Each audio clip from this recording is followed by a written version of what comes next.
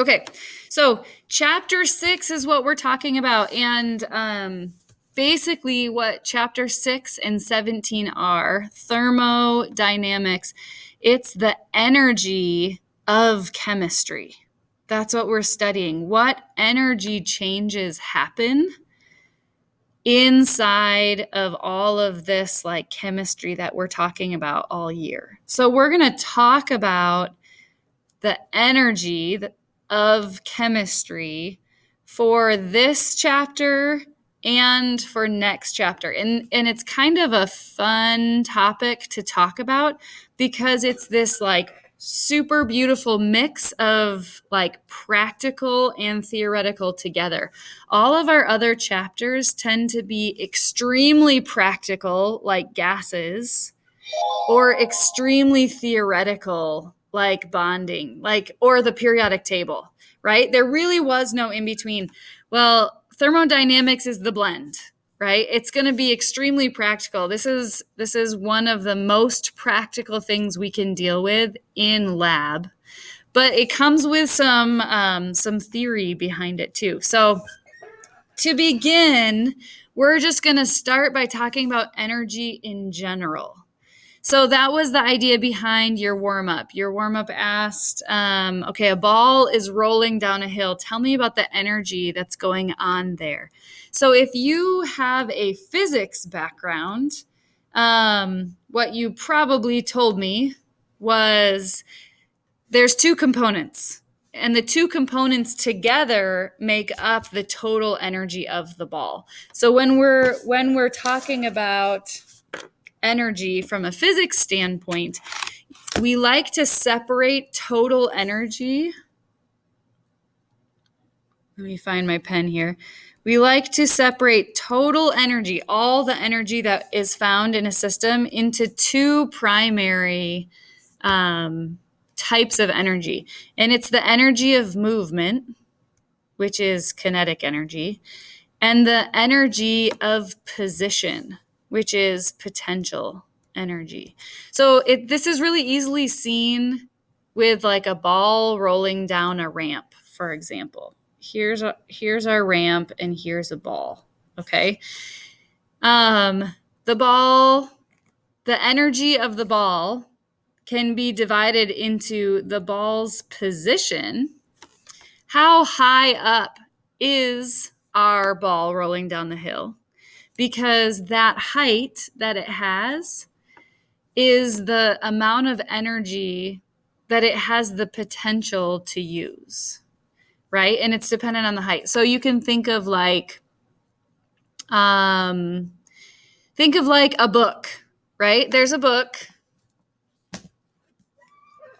and it's going to drop onto something. Let's say your hand sitting on the table, right? So how much energy does this book contain? Well, it depends on a couple different factors. One of the things is how heavy is the book, right? If you drop a heavy book, it's going to hurt more than if you drop a light book. So the potential of energy that this book can have is going to depend on its mass.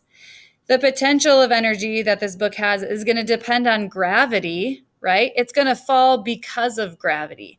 If we transfer this system to the moon, which has less gravity, the book's not going to fall as fast, and so it's not going to hurt my hand as much. So gravity is a part of this, but also height. If I drop the book from here, an inch above my hand, it's not going to hurt very much. If I drop the book from the ceiling onto my hand, it's going to hurt a lot more, right? It's going to bruise my hand because it has so much more energy.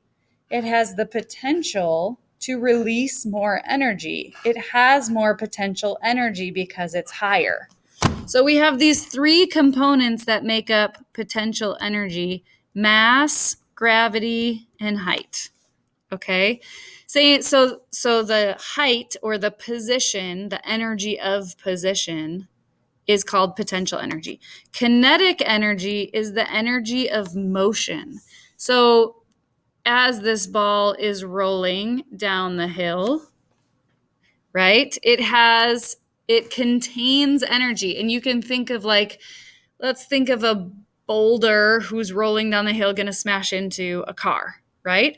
That boulder contains energy because of its motion. It's going to dent the car with a certain amount of energy. So this energy is, again, dependent on a couple of things. It's dependent on the mass of the boulder.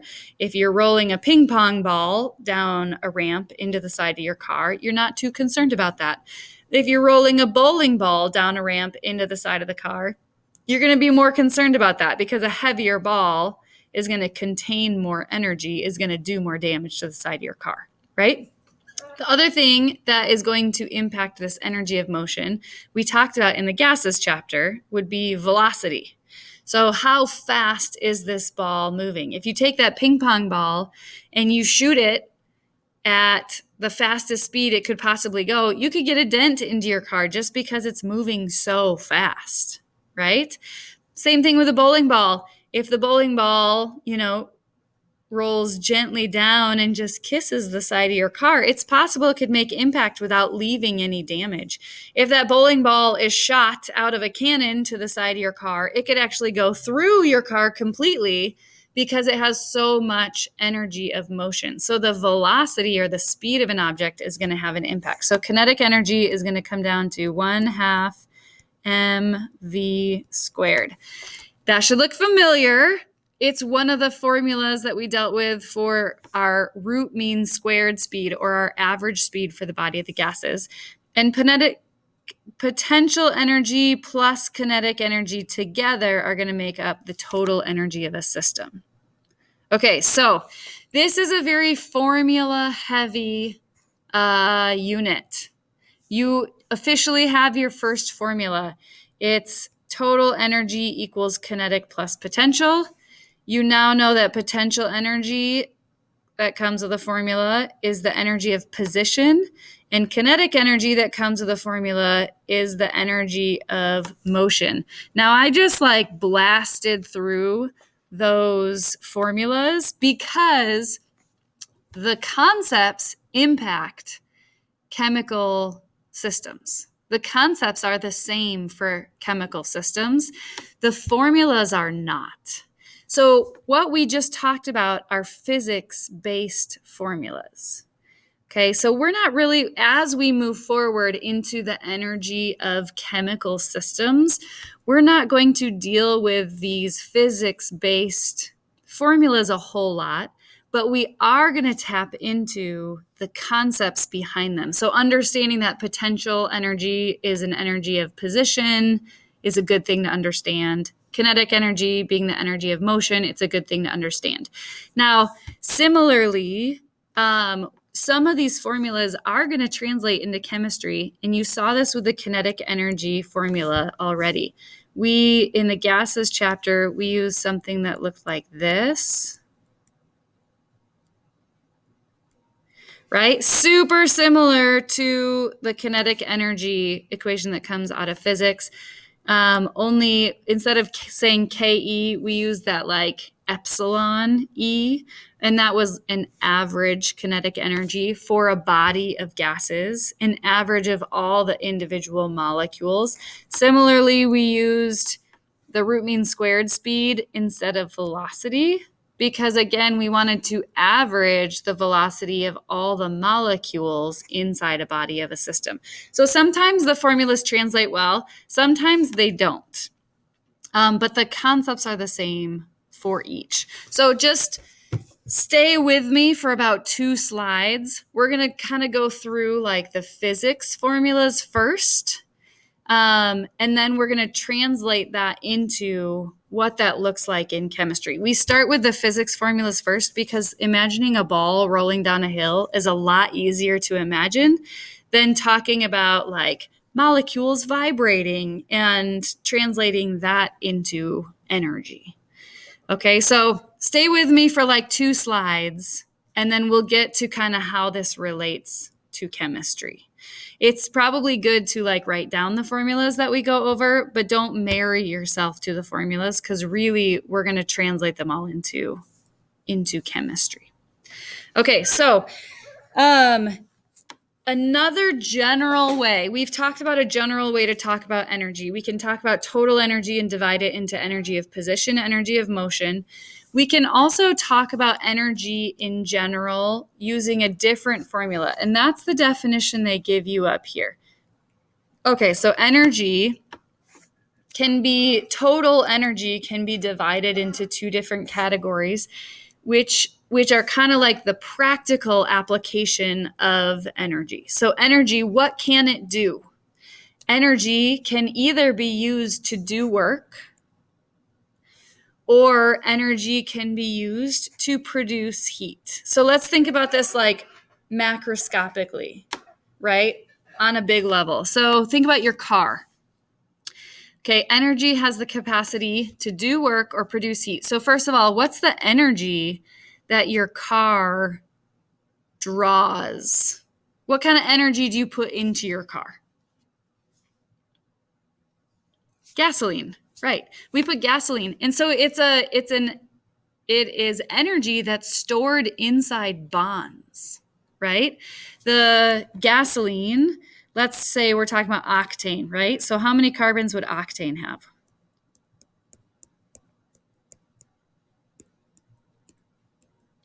Octane. Oct means 8. Ane means single bond. So this is, if all of these little dashy marks are hydrogens, this is octane.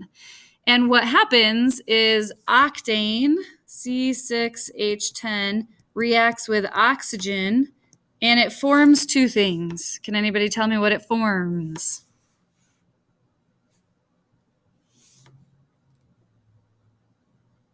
I'll give you a hint. Here's one thing. Yes. Yeah, it's a combustion reaction. So it's going to form water and carbon dioxide, right? So all of these little carbon-carbon bonds get broken. All of them. Notice the only thing carbon is bonded to at the end of this is oxygen. It's not bonded to any other carbon. So every single carbon-carbon bond gets broken and releases energy. And that energy is what your car runs off of. Okay, so your car runs off of energy. Now the car has two options with this energy that gets released when these bonds get broken. It can do work. What is the work that a car does?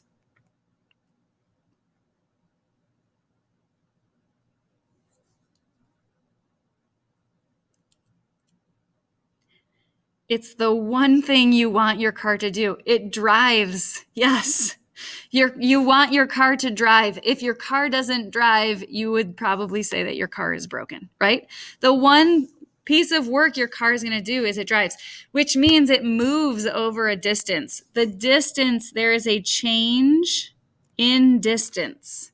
That's the work. So whenever we're talking about work, we're always going to be talking about a change in distance. Now, when you talk about chemistry, a change in distance is not exactly what we're going for. Think about this octane idea, right?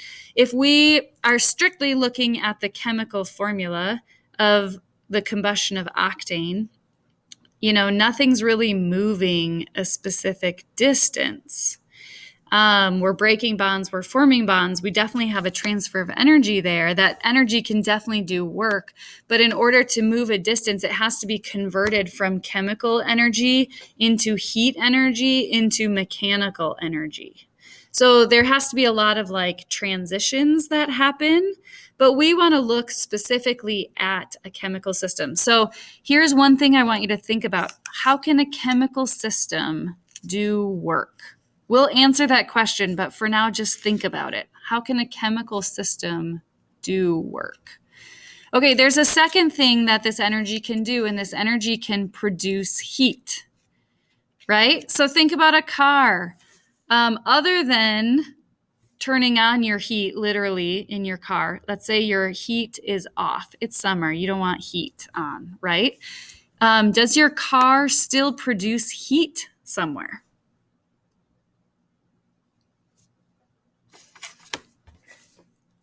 Where? Yeah, it definitely does. Where? Where does heat get created in a car? The engine, yeah. In fact, your car has an entire system called a cooling system, specifically to cool the engine down. And if that cooling system breaks, it's your radiator. If your radiator breaks, you need to start driving like the minute that just passed, right? If you look at your car, it has a temperature gauge. And if the temperature gauge, it's going to start at 0, it's going to go probably halfway, maybe a quarter way. If that temperature gauge ever gets towards the top of your temperature scale, you need to pull over on the side of the road and stop driving. You don't drive home. You don't drive to the next gas station. You stop right now, pull over, because what's happening is your cooling system just broke. And your engine's not being cooled anymore, and you can actually completely destroy your entire engine because it produces so much heat.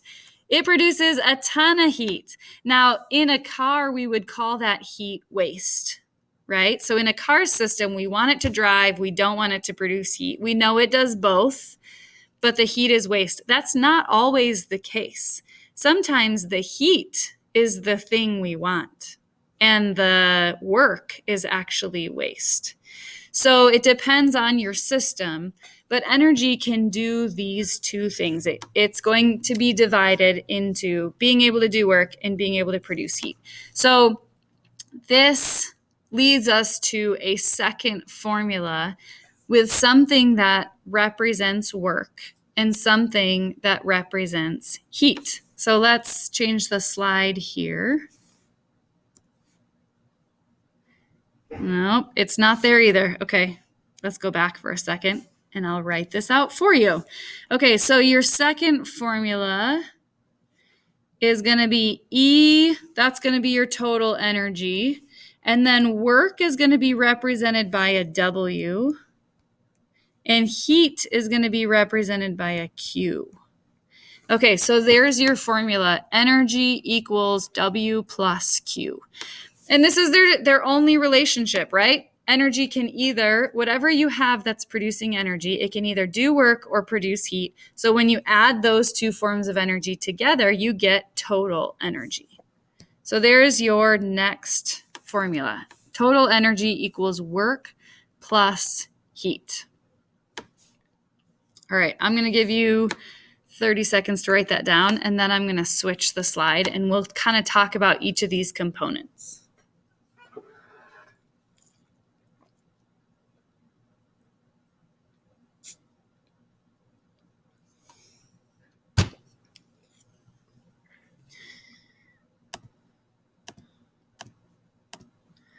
All right.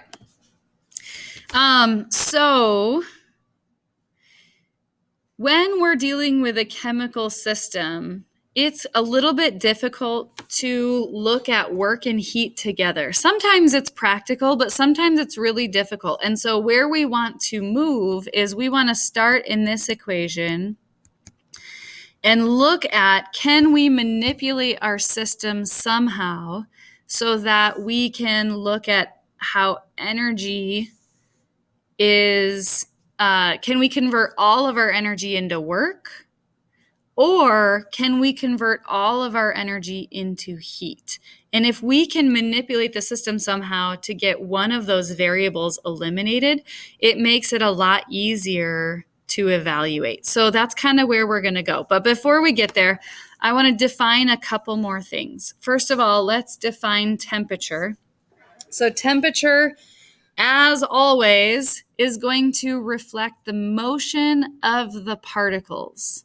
So this is the difference between temperature in physics, where often we look at temperature as a macroscopic quality, right? Something that we can observe with our eyes or with our hands. Well, in chemistry, like we've been talking about since, Unit 1, we want to start thinking about temperature on a microscopic level. We want to start thinking about temperature as the motion. It's a measurement of the motion of all the particles in your substance.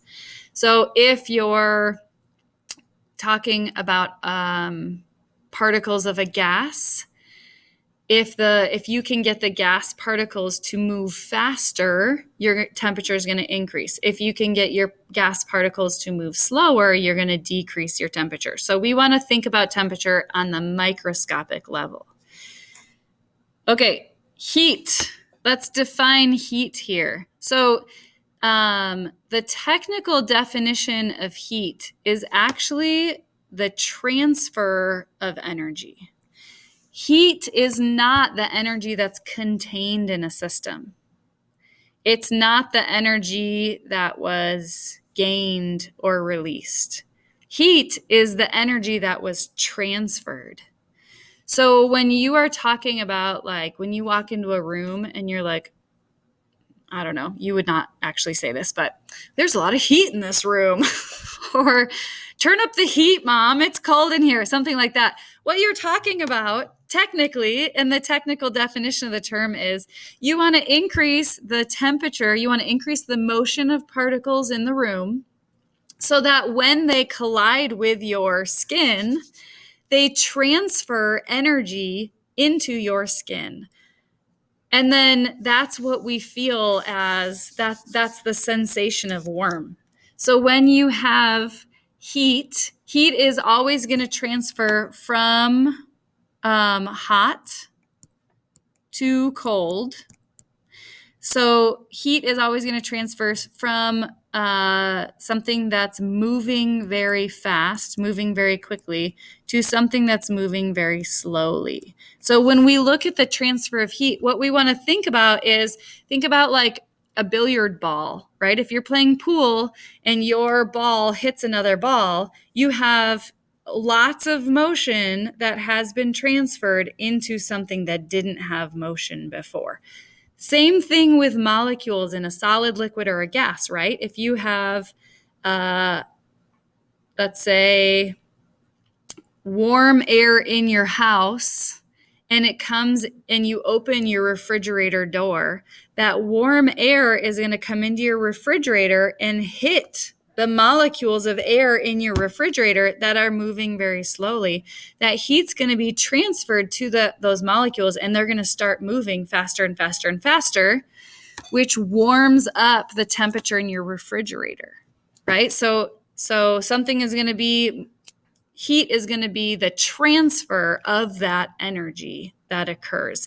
That is the technical definition of heat. Society uses the term heat incorrectly most of the time. Heat should refer to that transfer of energy, which causes temperatures to change. It's the transfer of energy because of a difference in temperature or a difference in motion. That's what heat is. So we're going to talk about heat a lot this chapter. And when we talk about heat, think of it in terms of this transfer of energy because you have a difference in temperature. Okay, work. Third definition for us. So, like I said, in chemistry, our work is not often done over a distance, but there is a way to talk about work that's done over a distance. And that is when the body of your substance, usually a gas, actually moves something because it's expanding or contracting. So it is a transfer over a distance because of this expansion or contraction of a gas. That would be our definition of work in chemistry. So in physics, here's your definition of work in physics. Work equals force times a change in height or a change in distance. That's what translates to work in physics. So just a couple side notes here. Force is mass times your gravitational constant, and the acceleration due to gravity. So a force is going to be mass times acceleration. I think we talked about this in the gases chapter a little bit, But if you think about like a shopping cart scenario, how much damage can a shopping cart do to the side of your car? Well, if the shopping cart is heavy, it can do a lot more because it has more force.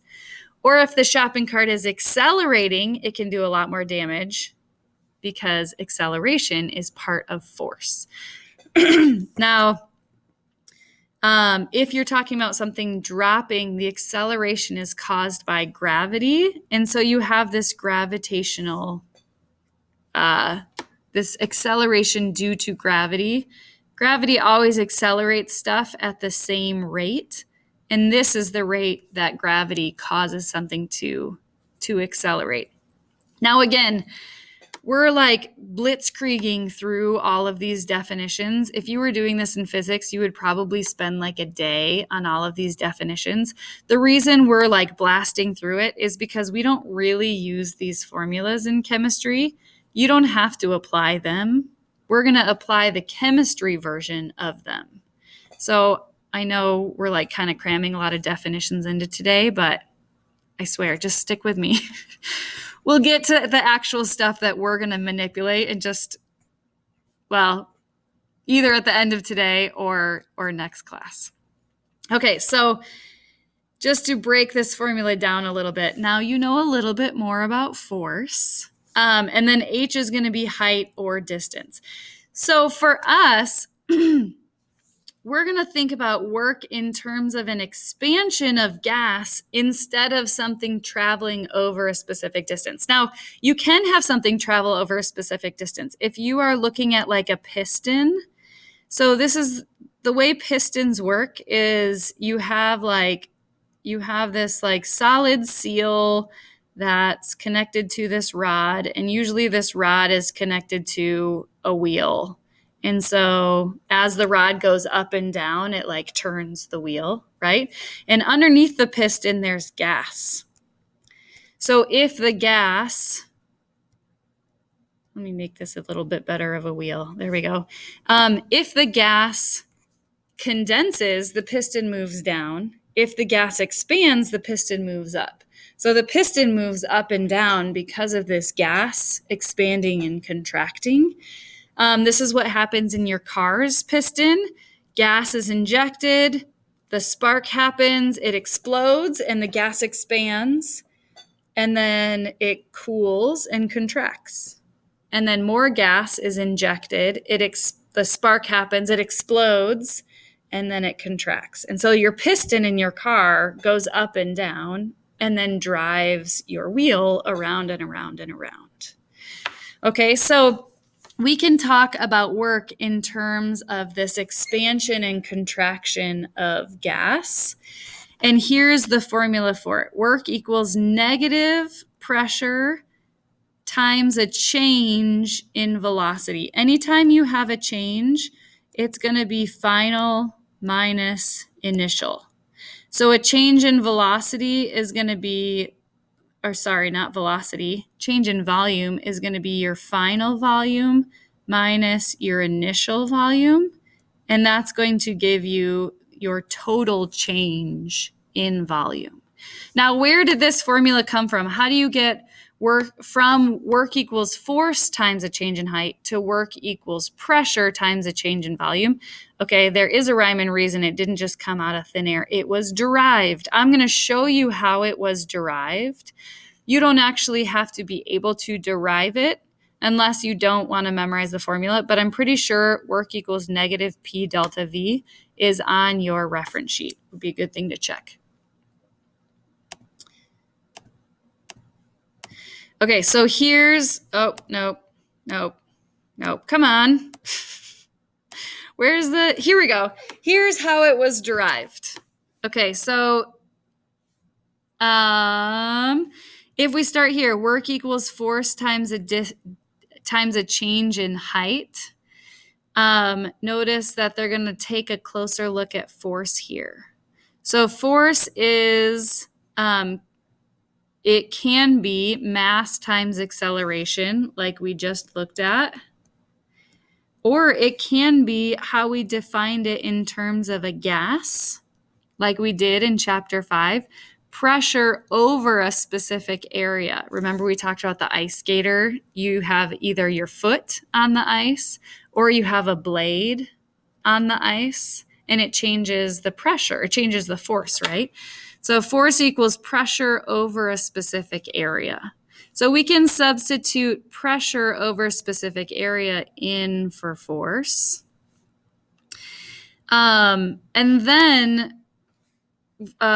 then we can take a look at volume. So if you're going to calculate volume, you want to go height times width times depth, right? Height times width will give you area times depth will actually give you a volume. And so if we take this, the area, height times width, times your third value there, that is going to be volume. So we can substitute the volume in there instead of the height times width times depth. Now, the positive and the negative is our next conversation to have. And since class is almost over, class is over. Okay, I'll leave you with this idea. Positives and negatives in thermodynamics don't mean motion on a number line. Positives and negatives in thermodynamic are talking about direction that systems are moving. So next time we'll talk about positives and negatives. This is one of the crucial aspects to understand in thermodynamics. So we'll start there tomorrow. Way to hang in there with all of these definitions. It was a lot. Take a deep breath. You guys did a great job. I'll post a video for your asynchronous time today, and I'll see you tomorrow.